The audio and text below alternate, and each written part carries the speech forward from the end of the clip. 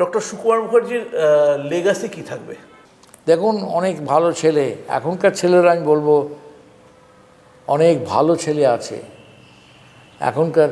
এই যে আমার নাতে যা পড়াশুনো এখন যে বয়সে করে, আমি ওই বয়সে এতটা জানতাম না। ও যখন কালকে আমাকে হার্টের স্ট্রাকচারটা বলছে, right atrium, left atrium, right ventricle, left ventricle কোনটা কোন ড্রেনেজ হয়, আমাদের সময় এসবগুলো তো এত এমফাসিস দেওয়া হয়নি। আমি তো বর্ণ পরিচয় দিয়ে শুরু করেছিলাম, ঈশ্বরচন্দ্র বিদ্যাসাগরে। কারণ ওরা অনেক বেশি knowledgeable, young generation knowledge, but their direction is mal direction.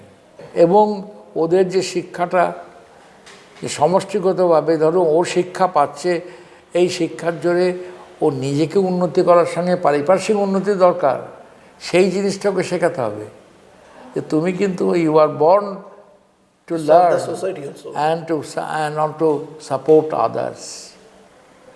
আমি ওকে বিলেত পাঠিয়ে দিলাম, বিলেতে গিয়ে থাকলো, শিকাগোয় কাজ করলো, ওখানে ফ্যামিলি করলো, এলো না। What's the matter? কী হলো? ওরটা ওর থাকলো, কিন্তু ওর যে শিখলো, দেখলো, পড়লো, সেইটা যদি মানুষের ওয়েলফেয়ারে কাজে লাগে।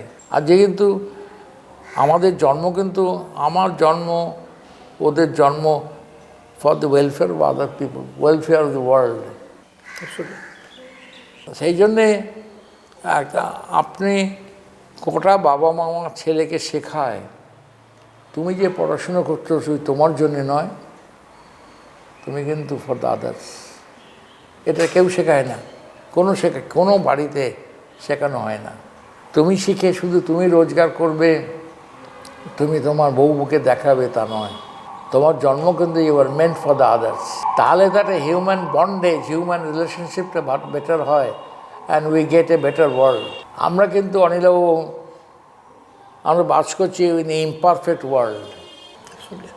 ইমপারফেক্ট ওয়ার্ল্ড, এর প্লাস আছে, মাইনাস আছে। আমাদের যতটা পারি মানুষ মানুষের জন্যে, এটা কথাটা লেখা আছে, মানুষ শুধু নিজের জন্যে নয়, কোথাও লেখা নেই।